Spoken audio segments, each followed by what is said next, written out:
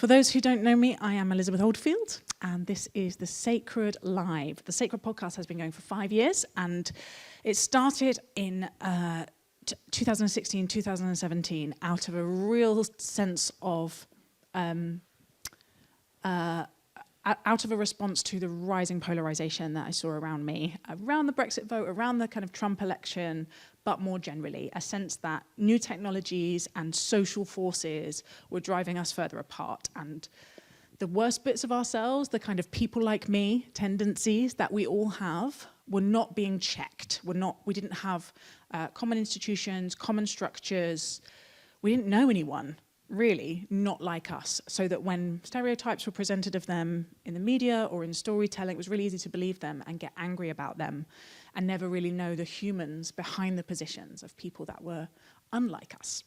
And so I've spent 5 years trying to listen attentively with curiosity and respect to people from a very wide range of tribes, from both political parties, but both political tribes in the way they break down in the UK, kind of Labour MPs and Conservative MPs, yes, but Brexiteers and Remainers, people on different sides of the debates around race, around gender, around how do we structure society, people who I might not normally have chosen to sit in a room with and listen to with respect and having a spiritual discipline of not arguing with them and not challenging them.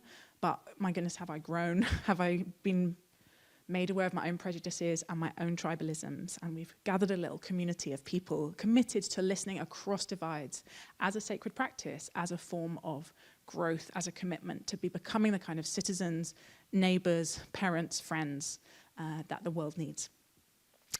And I am delighted today to be speaking to Satish Kumar, and I'm not going to go over his biography again because you've heard it, you can read it in the program, and he's very, very familiar to most of you. So instead, I'm going to kick off with the question I ask everyone, which might be easier for you, Satish, than it is for many people, which is about what is sacred to you. And this is really getting at deep principles, deep values, things that you have tried to let orientate your life. Thank you for having me on your podcast. A sense of the sacred for me is to see life more than what we think it is. Life for me is divine. And we have body, of course. We are made of earth, air, fire, water. But we are also made of consciousness and spirit, and our hearts, which are filled with love. And those are kind of divine presence in each and every one of us. And not only humans, but in each and every living being. So for me, a tree is sacred. Animals are sacred. Water is sacred. Birds are sacred. And I come from an Indian tradition where we worship trees. We worship river Ganges. We worship Mount Kailash. So nature is a divine gift to us. And so they are imbibed by the divine spirit. And that's a sense of sacred. Sacred is in life. And life is sacred. That's my sense of the sacred. So I think we sometimes... it's not always easy for people to know what is sacred to them, and sometimes the sacred is kind of forced to the surface when we get in a situation where we are tempted to compromise on it, or we're asked to compromise it, and we feel that deep kind of ick reaction, that like, no, something is deeply wrong here. Can you think of a time in your life where that you might have compromised on what is sacred to you, and maybe you did, but maybe you didn't, but you can think about those turning points where you are forced to choose if you will live your values or not?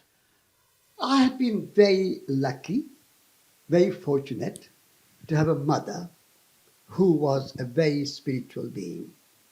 And so from the very beginning, I heard from her stories, songs, and the way she lived. Always meditation, always going to see the monks and listening to spiritual teachings. And so from a childhood, I grew up with that atmosphere. And then at age 9, I left my mother. I left home And I became a Jain monk without shoes, without any money, just walking, begging with food, and seeing the sacred in every moment of life. And that upbringing. So I've never felt ever in my life, as far as my memory goes, any time when I did not see everything sacred. And I have a sense of the reverence for that sacred life. So everything is sacred, and though I'm vegetarian, but even if I eat vegetables with a sense of gratitude. And you say, thank you, earth, thank you, water, thank you, fire, thank you, food, for nourishing me. And what can I do in return for you? So it's a kind of interrelationship, interconnection between all living beings around me and myself. I see myself in all living beings, and I see all living beings in myself. That sense of unity, which comes from a divine source, is for me a sense of the sacred.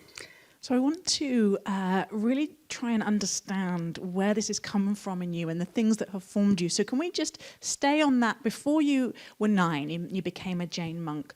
What were the big ideas in your childhood? And maybe you've said a little bit about your mum. What was your dad like? What was your kind of day-to-day world that was forming the man you would become? Unfortunately, I did not know my dad very much because when I was 4 years old, he died. And I remember him vaguely, even now, his body lying in state. And my mother crying, my sisters crying, my family crying. And so I was wondering what is happening, what has happened to my father. So I asked my mother, why are you crying? Why father is not moving and talking to me and going for a walk with me? And my mother says, your father is dead. He will never speak to you again. He will never walk with you again. He will never be with us again. And that, in a way, kind of challenged me. Even at age 4, I did not understand what being dead means. And so I asked my mother, is everybody dying? Will you die? Will I die? And mother said, yes, we all die. And so that was a kind of trigger which made me think that what is death? What is life? From age 5. And then I grew up with that thought in my mind. Age 6, age 7, age 8. And then by the time I reached it, I met my guru, Jain guru, and I said to him, is there any way to stop people dying? Is there any way to stop death coming to us? And he said, only way to stop death is to renounce the world. I want to hear more about that, because to make that decision age 9 seems extraordinary, and there are ways that that could have been a harmful thing. What was it like for your mother losing her husband with a young child? Did that create instability? What was going on in the household in those years as you were processing what death is? I mean, my mother was more wise, and therefore, although she was very sad, she was crying and missing her husband, but she accepted that the cycle of life and death is part of our existence, and therefore we are sad and we feel sorrow and we mourn and we grieve, and all that is part of human life and human heart and human psyche, but we have to also embrace the living and live in the present moment and not feel anything what has gone in the past. And death is now gone. So although she was in mourning and in grief for a long period of time, but at the same time, she was a very wise woman and she understood. She was a very spiritual person. This is why I said I got my spirituality and my sense of the sacred from my mother. Was she a Jain also? She was a Jain, yeah. So there may well be listeners who are not really familiar what that spiritual tradition entails. Could you just say a little bit about it? Jain tradition and Buddhist tradition are contemporaries. They started at the same time. And the founder of Jain religion was Mahavir, contemporary to the Buddha. And he started teaching compassion and love for all living beings. And so he was the founder of vegetarian food, for example, in India. And he ask people to rise above ego and see yourself as part of the universe rather than as separate from the universe. So you and trees are not separate. You and other human beings are not separate. You and gods are not separate. You embody a kind of divine spirit within you. So that kind of teaching he started 2,600 years ago. And so that lineage has continued, and my mother was part of that lineage. And so compassion, kindness, generosity, love, and without any discrimination. You love not only those who love you, but you love those who don't love you, without any expectations of being loved back. That's a kind of teachings of Mahavira, the founder of the Jain religion in our time. And what in the life of an ordinary Jain, not necessarily one who becomes a wandering monk, what might be the practices or how would their life look different as someone who was a Jain, aside from the amazing ideals? Yeah.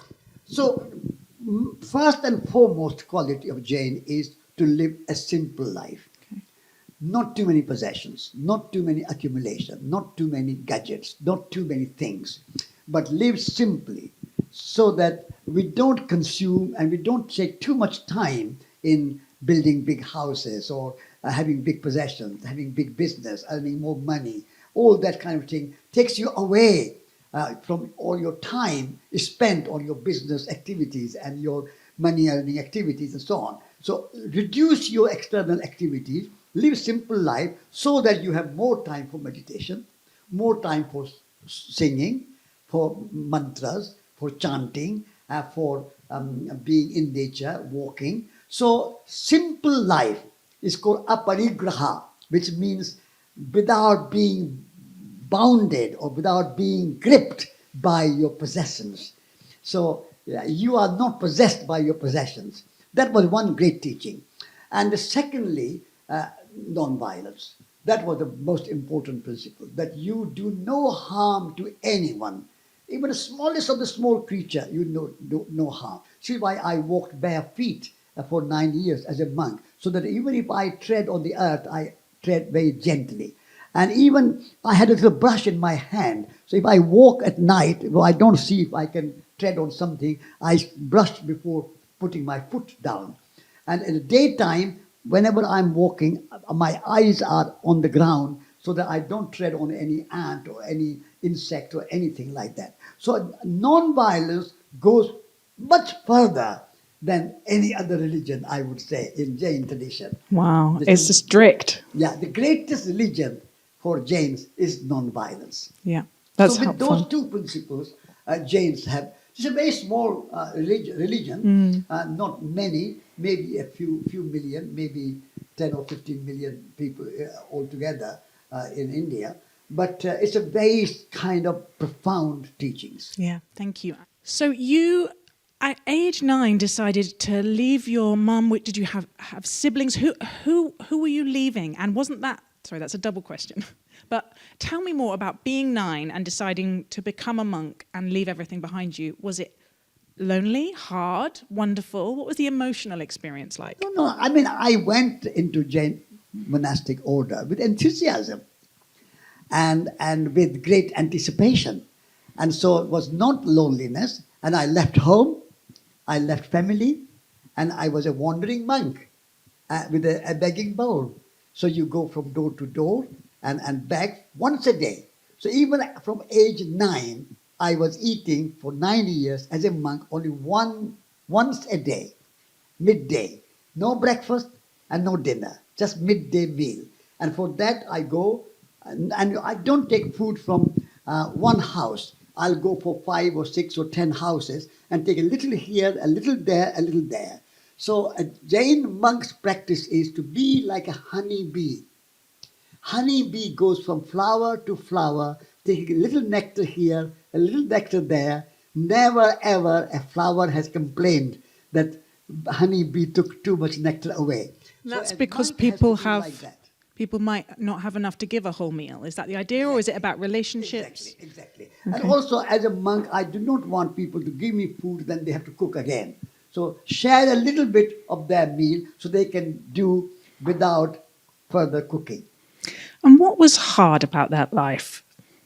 it was quite hard in the sense that for 9 years I was walking bare feet and eating once a day, and mainly meditation in the morning for 2 hours, meditation in the evening for 2 hours, and the fasting once a month at least, and so that was a kind of practice. But at the same time, it was a community, and I had a very wonderful time. I learned Sanskrit, I learned philosophy, I learned lots of good things. So I was a student, and my teacher was a great philosopher and a great teacher of Sanskrit language. And so I learned lots of things. So for me, although it was hard physically, but psychologically, I was happy and I was very committed to that life until I was 18 years old. Yes. What made you leave? That was the influence of Mahatma Gandhi. Mahatma Gandhi came to me in my dream. And he said in my dream that how many people can become monks? Only a few. That means spirituality becomes only for the monks and it becomes very exclusive. But spirituality should be available to everybody, inclusive, not just the domain of few monks who become Jain monastics. And so that dream shook me. And I said, he's right. We are just thinking at the world as if it's a kind of a trap, a kind of sinful place. And we have to liberate ourselves from the world and find kind of some sort of liberation or some kind of moksha. And so that changed my mind. And by that time, my idea of death was also changed. And I understood that life is made of birth and death, so it's no big deal. And therefore, I, inspired by Mahatma Gandhi, decided to leave the monastic order. But once you become a monk, you are a monk forever. You are not allowed to leave. So how do I leave? So one night after midnight, I had to run away from the monastery, escape. And then I joined a Gandhian ashram. And there I tried to practice spirituality, love, non-violence, as Mahatma Gandhi was practicing in everyday life. And seeing that spirituality is not separate from everyday living. It's your motivation, your intention behind. If you are doing something for money, for power, for prestige, for name, for fame, for some kind of recognition, that is not spiritual. But if you are doing as a service, for love, with compassion, with kindness, as a mark of relationship, then that's a spiritual. So spirituality is in your intention and motivation. So a business person can be a spiritual businessman or woman, or a politician can be a spiritual political person. Like Mahatma Gandhi was a politician, but he was a very spiritual politician. So whatever you do, everything has a place. And a normal life is good life as long as your motivation is not selfish, not ego, and not my success, my money, my house, me, me, me. If you move from me to we, and you move from ego to eco, then everything is spiritual. So that was kernel of Mahatma Gandhi's teachings, and that appealed me very much. And so I lived in this Gandhian community, ashram, and that's where I continued my spiritual practice. I'm going to ask you something that sounds extremely nosy, so apologies, but I can't help but think it probably took more than 9 years for your ego to die entirely. Can you think back to times where that was challenging, where you were either in the ashram, where the parts of yourself that which weren't motivated by love, which weren't motivated by the sacred or the unity? Please tell me you have them or had them at some point. Help us understand those struggles and what was overcome. I mean, the thing is that I'm not superhuman. I'm a human. And therefore, a little bit of fear, a little bit of anger, a little bit of anxiety, a little bit of ego, they are all part of me. And I have suffered from that, and I have gone through that kind of crisis in my own heart, in my own life. That when I see that I want to do something which people will recognize, and so on. So that has been part of my life. I'm not trying to be superhuman. I am human, and that's a part of ourselves. But I recognize them because of my training, education from my mother, from my Jain teachings and so on. I recognize it. Then I say, but yes, you have this anger, you have this fear, you have this anxiety, you have this ego, you want to be famous, you want to be recognized, etc. But it's all passing. It's all pass away. It's not going to last forever. So move on. So I have a kind of struggle in my own heart all the time. And even now, I have a sort of inner dialogue where I always try to find a balance between the two, between ego and eco, between kind of desires and let go. So that struggle is a continuous. Life is a pilgrimage.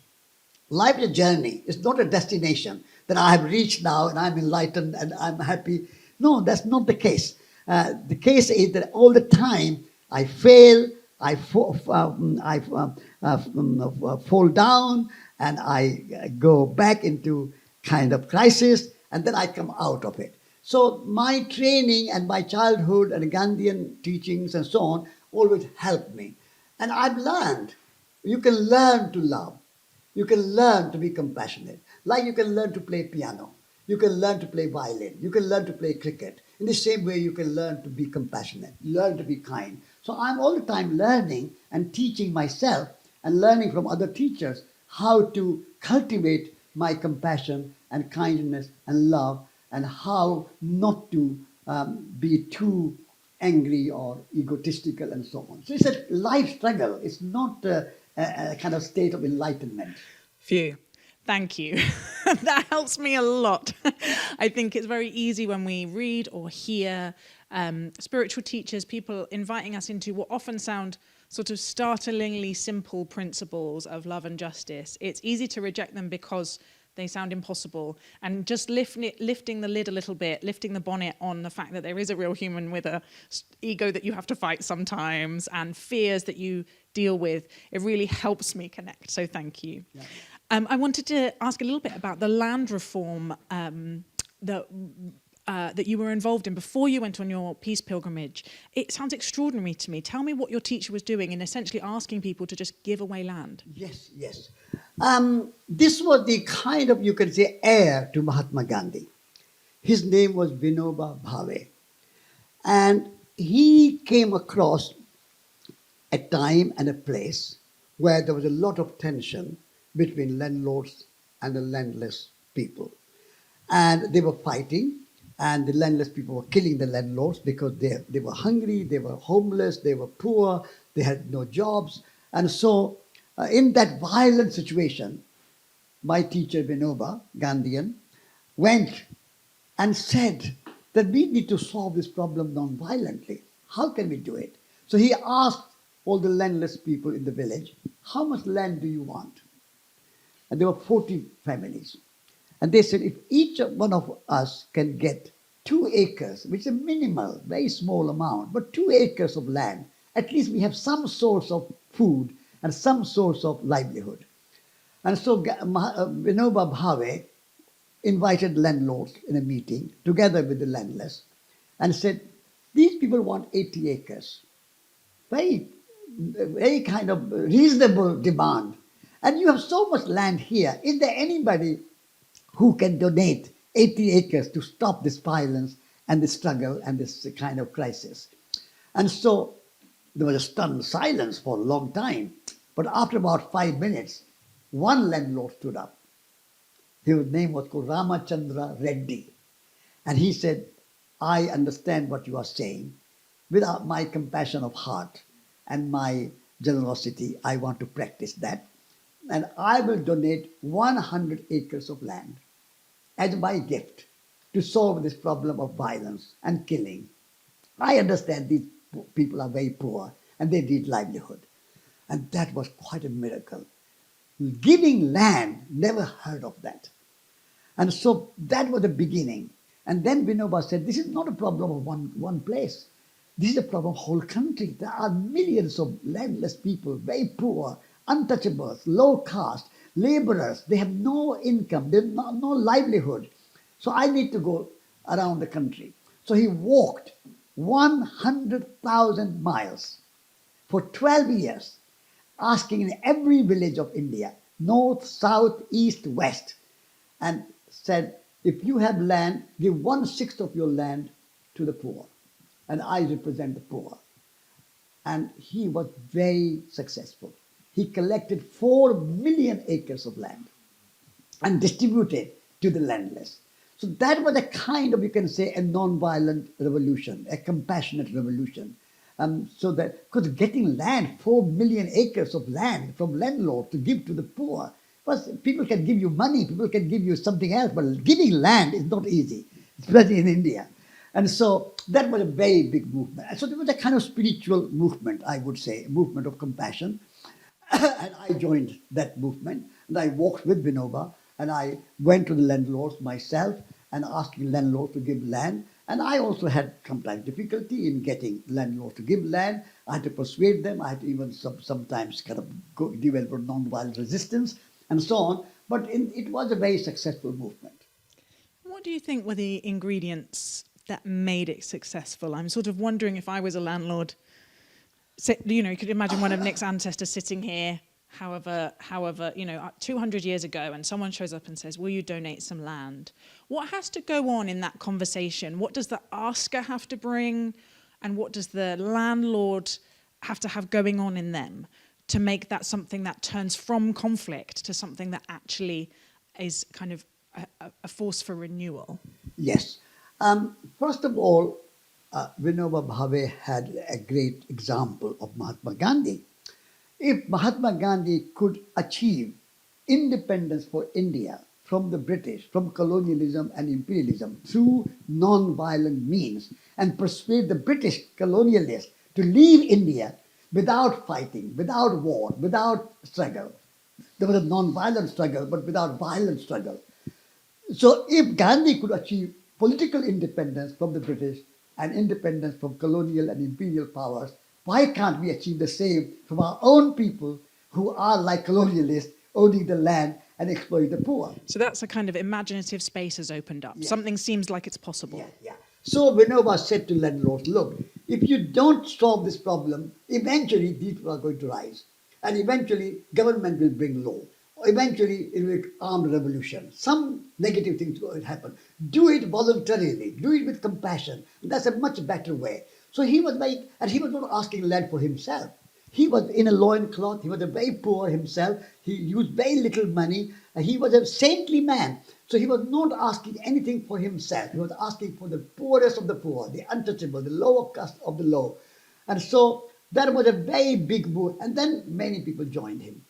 And he organized this land gift movement in such a way that you are given the land, but you don't own it. You keep it as long as you cultivate it. And your children can cultivate it. But any time you don't want to cultivate, you cannot sell it. You cannot buy it. It has to go back to village community. And village community will decide who can have that land. So that kind of no ownership, but kind of relationship with the land. Like a community land trust? Community Sounds land trust. amazing. Oh, there's so much in that. Yeah.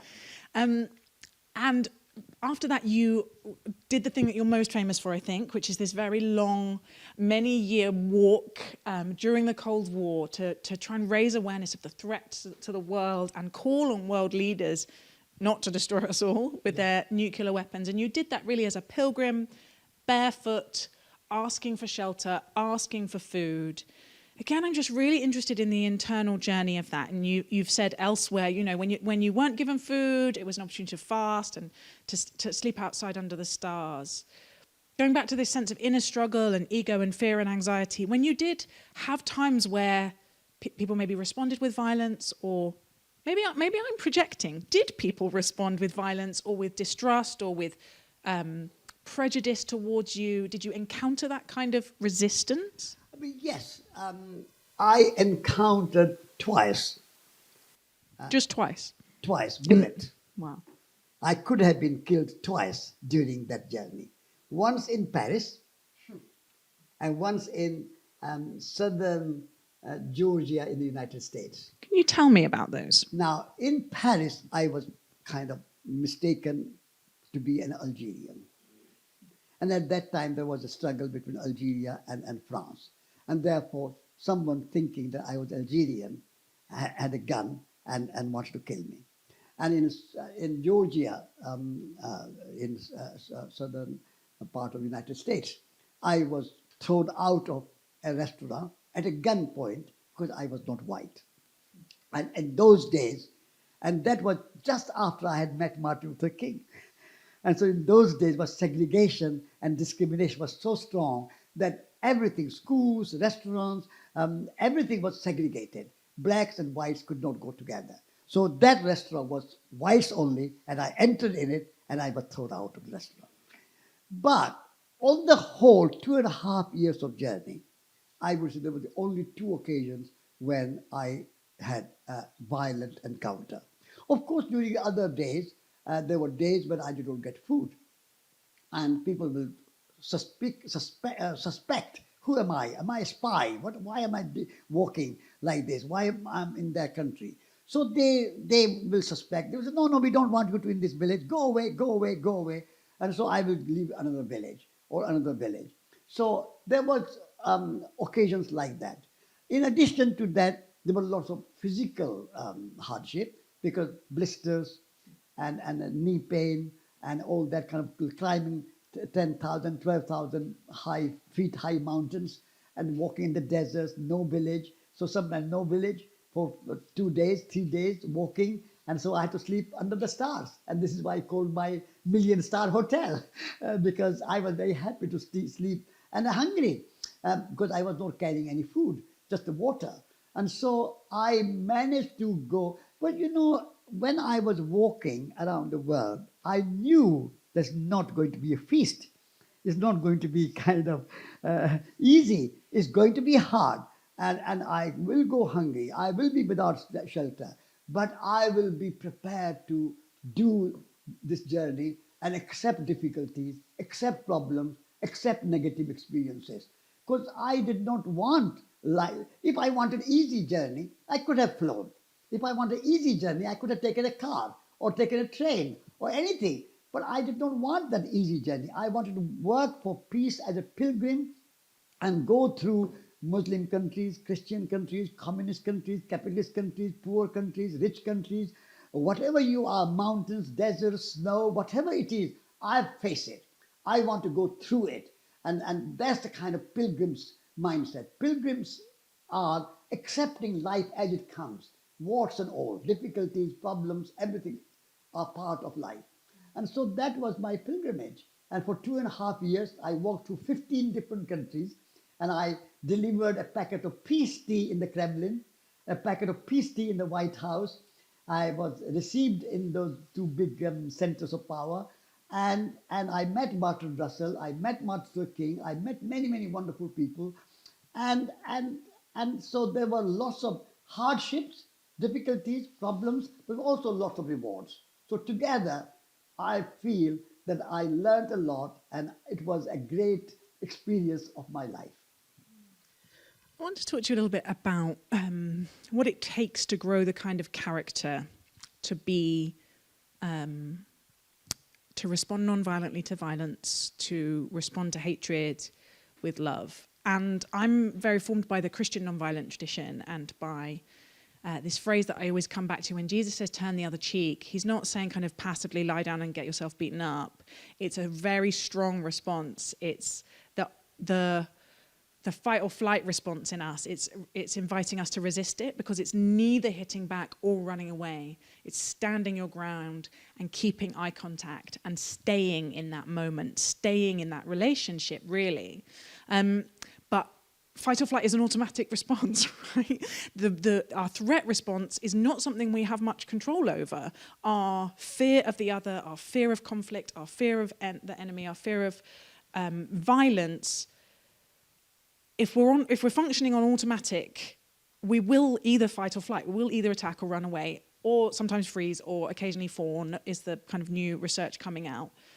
And so there is something that is needed to interrupt the automatic processes. And I'm beginning to think, for me, it's my spiritual practices. It's the podcast. It's spending time with people not like me. It's becoming more aware. It's time in prayer.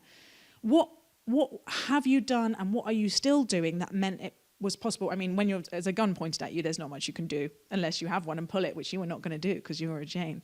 But what has got you to the non-automatic response of non-violence? I mean, first of all, my response is that I have to trust. All conflicts and wars begin in fear. And we as a society suffer from a trust deficit disorder. And so I need to cultivate trust in my heart. Even if it is Trust of what? Or who? Trust of what? Or trust of who? trusting myself, first of all, that I have courage, I have imagination, I have creativity, I have a spirit, and I'm a divine being, and I can serve the world, I can take care of others, I can offer myself for the world's goodness. So that's a trusting yourself, that I am capable of doing good things. And then trusting others. They are all divine beings. You are a divine being. Everyone is a divine being. If you trust them, then they will respond. Trust begets trust. Love begets love. If you trust them, they will trust you. If you fear them, they will fear you. So that's my sort of conviction. And with that position, I move. And of course, as I said before, there's always struggle. And the path of compassion and love and trust is not for the faint heart. You need courage, you need conviction, you need resilience in your heart, in your body, and you have to cultivate it. You can learn to cultivate courage. You can learn to, like I said, you can learn to play piano, you can learn to play cricket, you can learn anything, you can learn. So I've learned all my life, and I'm still learning. Learning does not end.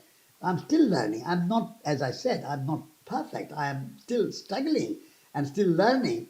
But that is my aim. That is my conviction. That is where I want to move. I want to move more and more love. Even if I am hurt, cheated, I'm prepared to accept that, but not prepared to accept to live in fear. So, if listeners are thinking, okay, I want to learn love, I want to learn courage, I feel like our societies have, we are increasingly bereft of morally formative communities, and for all the things they've done wrong over the centuries, religions have tended to be the places people learn this stuff, right? This is the stories and the practices that have helped form us in theory and sometimes in practice into people who can show up in the world and do good, as you said, to be part of the problem, be part of the solution, not part of the problem. What would you say to people who maybe don't have any connection with the faith tradition or wouldn't know where to start? What would be a way to start learning to show up in the world with love and courage and non-violence that would be very actionable for them even today? First of all, anyone who wants to do that, they have to be aware of themselves. And they have to want to learn to love. If I want to learn French, then I have to want to learn French. If I don't want, if I'm not aware that the French language, I can't learn. So I have to be aware that you can learn to love, you can learn to be courageous, you can learn to be resilient, you can learn to be compassionate, you can learn to be kind, and therefore I can learn. First we have to be aware, and then you say, I want to learn how I do it. Everyday practice. How do you learn to play piano? How do you learn to cook? How do you learn to garden? You do it every day. You have to cook. In the first time when you start cooking, maybe you will burn some food. Doesn't matter. Don't give up. Second day, third day, second week, third week, second month, third month, you will become a chef. So in the same way, it's learning to love is a path, is a skill, and you have to try every day. You have to speak to your mind. Am I learning enough? Am I giving enough time for it? There's an inner dialogue going on. Am I living in love or in fear? Am I living in trust or in fear? Am I living in resilience or weakness? So and courage is in our heart. We all have been given by divine power, courage in our heart, imagination in our heart. We have everything. We don't need to buy courage and resilience from Marks and Spencer. It is in you, but you don't cultivate it. I don't cultivate it. I leave it dormant. It's just sitting there. without being cultivated, like a soil, and you don't put any seed, nothing will grow. In the same way, soil is there in my heart, but I don't put the seed of love. So I put that with meditation. Every day I meditate. Every day I speak to myself that how can I be a bit more kind tomorrow? How can I be a bit more loving today? How can I be a little bit more generous tomorrow? So this is a kind of continuous process. It's not something that you have arrived and now you are enlightened and it's finished. It's a continuous journey, continuous pilgrimage in life. Thank you. That is important and challenging. I wanted to confess something to you before I come out to the audience to ask questions, which is I surprised myself by reading your work and preparing for today, feeling quite cynical. And that's surprising to me because we have so much, we have nothing in common in terms of our life story. Mine is much more dull. But in terms of our commitment to nonviolence, our sense of wanting to grow in love and courage in the world. But my background's in media and a sort of journalistic thing, and I don't know whether it was just a heritage of that, but I was listening to your Desert Island Discs from quite a long time ago, and I heard the same thing in Sue Lawley. And she's talking to you and going, yes, but it all sounds very nice, Satish, but what about power? What about money? And I felt that in myself, and I was curious of what's going on, that the fact that what you're saying, and I spend a lot of time talking about why the things that seem too simple and too earnest and too nice and not sexy or new or complex, that they're like almost all the good soul food has terrible branding. And we need to retrain ourselves to see goodness for what it is, which is fascinating. So one, this must happen to you a lot. Why do you think that we react against things that sound too simple by getting cynical? And what would you say to someone, I'm feeling less cynical now, to be clear, but what would you say to someone who's having that reaction like, come on, Satish, this is like motherhood and apple pie. It's all very nice, but it can't actually do anything good in the world. It's not got enough edge. There's nothing wrong in being simple. Nothing wrong in being a mother. Nothing wrong in having apple pie. Nothing wrong. I want to be simple. Any fool can make things complicated. It requires a genius to make things simple. So simplicity is good. Motherhood is good. Apple pie is good. I want to have a good mother. I had a good mother. Why should I deny? And those who say cynically, that's not possible. We can't have a mother. We can't have apple pie. We can't have a simple life. We have to make complicated. We have to make everything confused, everything greedy. The power you talked about. Do you want to have a love of power or power of love? I'm seeking power of love, not love of power. I don't want power. Power over what? If I want power, power over myself. How can I control my anger, my fear, my anxiety? I'm in charge of my life. I'm the CEO of my life. And I want to decide what I want to do. Do I want to be angry? Do you want to fight with people? Do I want to be greedy? Do I want to do this? Or do I want to be kind and compassionate and generous and loving? And I've decided that I want to be kind and compassionate and generous. And I don't want to fight. I don't want to have this complicated power and go and become prime minister or become MP or become a kind of millionaire. I'm not interested. I'm interested in relationship. I'm interested in friendship. I'm interested in community. I'm interested in land. I'm interested in nature. I'm interested in birds. I'm interested, and I enjoy them. What's wrong? Those cynical who say, oh, you are motherhood and apple pie. Yes, yes, I'm motherhood and apple pie. I love my mother. I loved my mother. I love apple pie. I have 15 apple trees in my garden. I have an orchard of apple trees. And I make 200 bottles of apple juice. And I make a lot of apple pie and apple crumble. So what's wrong with apple pie? Let's all have apple pie. Let's all have good mother. And let's have all good compassion. Nothing wrong with being simple. Amen. Thank you so much, Satish. We have a roving mic for anyone who would like to ask a question. Great. Satish, thank you for sharing that. I feel really inspired, and what I'm about to share feels really risky. And I've been in two minds. This is the third time I've been at the festival, and this is the first time I felt like I wanted to get guidance from someone that's sharing as you are. I'm unvaccinated, and I'm talking to the COVID movement, and I went through an experience of being very marginalized and feeling a great deal of fear for everybody's journey around COVID and the vaccination policy. And I was really struck earlier when you were talking about our differences and trying to be fit into one box. And I'm wondering whether you have an overview of a medical intervention that is trying to do the same thing to so many different people, yet our bodies, we know, respond so differently to that one thing, and seeing that evolve over 3-4 years. And I guess I don't want to get political about it, but I'd really appreciate your I guess kind of commentary on how to manage. Like, I faced a lot of fear and still feel fear now around that whole movement. About COVID, and particularly the vaccine, and the way the vaccine was mandated across the globe. This was a global law nearly, and that shook me. Well, I would say that the COVID came into being all over the world because of our too much intrusion into wildlife and not having any limit. So that caused. So if you want to avoid in the future, medicine is not the answer. Medicine only answers the symptom of the thing. It's not the cause.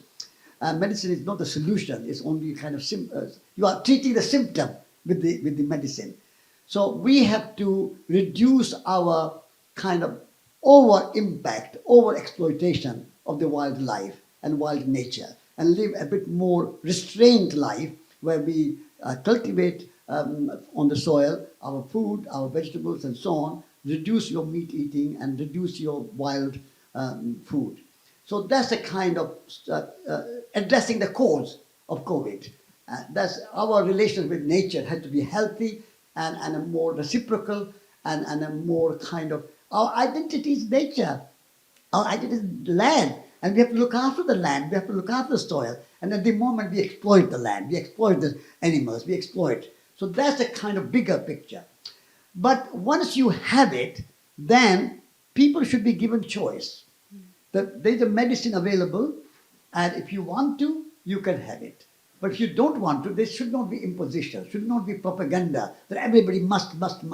Because if that is, some people don't want to have that kind of medicine. So it should be a free choice. I'm not saying that I have the right answers, all the answers, but people should be allowed to choose whether they take medicine or injections or whatever or not. So that's a kind of freedom I would like to say. But in the long term, we have to have more healthy lifestyle, healthy relationship with the wildlife, healthy relationship with the land and nature, then the possibilities of COVID type of pandemic will be less. Thank you. Anyone else like to ask Satish something? I think, Ed, you had something? Yes, thank you again for the lovely talk. I was wondering, we talk a lot about turning the other cheek, and if you're a recipient of harm, but if you're a giver of harm, intentional or not, what's the right approach when someone does turn the other cheek? Or yeah. Yes, in the session I said that I am prepared to die for a good cause, but I'm not prepared to die for, I'm not prepared to kill for any cause. No cause is good enough to kill somebody. So if somebody is doing harm to me, if I give harm back, I'm doubling the harm, increasing the harm. But if somebody is putting roses, if somebody is putting thorns on my path, I put roses on their path. So that way I reduce the violence, I reduce the anger, I reduce the animosity. And so we must not underestimate the power of love. Only through love you can transform. Through hatred you can kill. You can kill a Hitler, you can kill Putin, you can kill whoever you want. Arms and weapons and bombs and tanks and all those can kill, but they cannot transform. Only through love you can transform Putin into a friend. You sit and say, Mr. Putin, let's have a cup of tea together. How can we work together? How can we come on ground? How can we do something by which you feel secure, we feel secure, you feel happy, I feel happy? Let us work together, something. Not you are bad, you are enemy, and I'll kill you. And they say, you are bad, and I'll kill you. killing each other and being kind of hatred to each other, that don't solve any problem. For millennia, we had armies and wars and conflicts, First World War, Second World War. The amount of suffering ordinary people go through is unnecessary. There's no need for somebody does harm to you, so you do harm to them. And therefore you prepare armies and tanks and bombs and nuclear weapons and so on. No end to it. I think we can be more simple and live more frugally and simply and lovingly. That's my conviction. So if you have caused the harm and you realise you've caused the harm, then the reparation is an apology or showing love, or if you're the person who's given the harm. Ask for forgiveness. Yeah. Ask for forgiveness. Forgiveness will be given if you ask for it. And you know, I said, forgiveness will beget forgiveness. Because if you ask for humility, other people will be humble to you. But if you are arrogant and angry and want to impose your view, they will react in the same way. So we have to take the initiative. Unilateral love is radical love. Love, when you love me, I love you, that's a normal love. That's a moderate love. But even if you don't love me, I love you. Even if you don't agree with me, I love you. It's a unilateral love. It's a radical love that I'm talking about. Thank you so much. Anyone else? Hi, thank you for wonderful talk, and this feels like solve our problems, Satish. So, do you have any advice for someone who has a maybe more complicated relationship with faith and is about to become a father? Someone. Father. Asking for a friend. Okay. Being a father or becoming a father, being a mother or becoming a mother is a great gift. I'm a father of 2 children, and my wife gave birth to 2 children. And for me, every mother is a hero, because carrying the baby for 9 months in your tummy and then going through the experience of life and death to give birth to the child, and then feeding the child with your own breast and looking after the child and wiping the bottom of the child and carrying the child is a great sacrifice to bring life into the world. So they are heroes, and a father should participate in that process, and a father becomes a hero. So bringing new child, every child is a little Buddha, every child is a little Jesus Christ, every child is sacred, and if we let them grow in their own way, they will. The ego and anger and fear are all kind of imposed on children in our schools and our media and our society teaches them anger and fear and insecurity. So if you allow children to be themselves and be a kind of imaginative, creative, inspiring, and be themselves, I think father and mother have a great role to play in that. Thank you. Would you like to ask anything?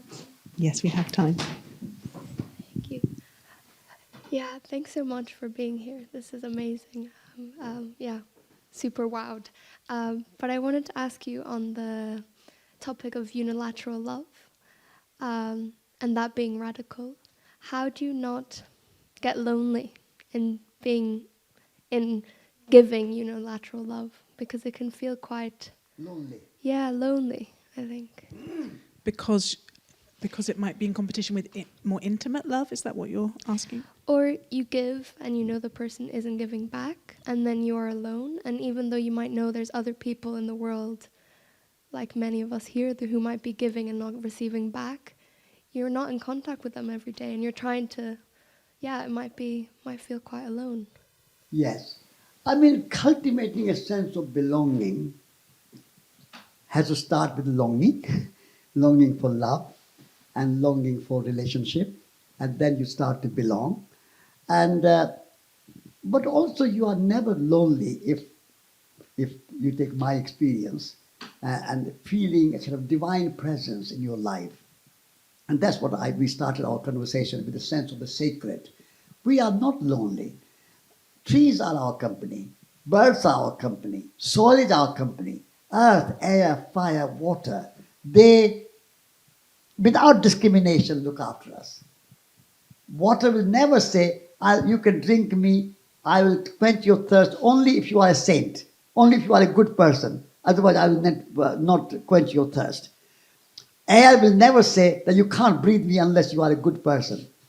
Air, fire, water, soil, they give you love unconditionally. So we can learn from nature. Nature is our teacher. So be in company with nature, and be in forest, be in by the river, be in among the trees. So that's how I find my company with nature. And the people, it's my experience is that if you invite somebody for a cup of tea, your loneliness will reduce. And say, come and have a cup of tea with me. I'll make a cake for you. I'm making cake today. Come and join me. Invite somebody without any expectation. Drop all your expectations. If your expectation, you'll be disappointed. And unilateral love is without expectation of love back. You just give. And then if you get back, thank you, gratitude. If you don't get back, we'll try again and invite somebody else to come for a cup of tea or go for a walk with you or join you for a picnic or whatever. So unilateral love is action is in your hand. You are not expecting somebody to love you back. If they love you, thank you. I'm grateful. If you don't love you, it's up to you. I will love you. So that way you can address your loneliness. Thank you. Any other questions? Satish, Kumar, thank you so much for speaking to me on the sacred. My pleasure. And thank you all for being here.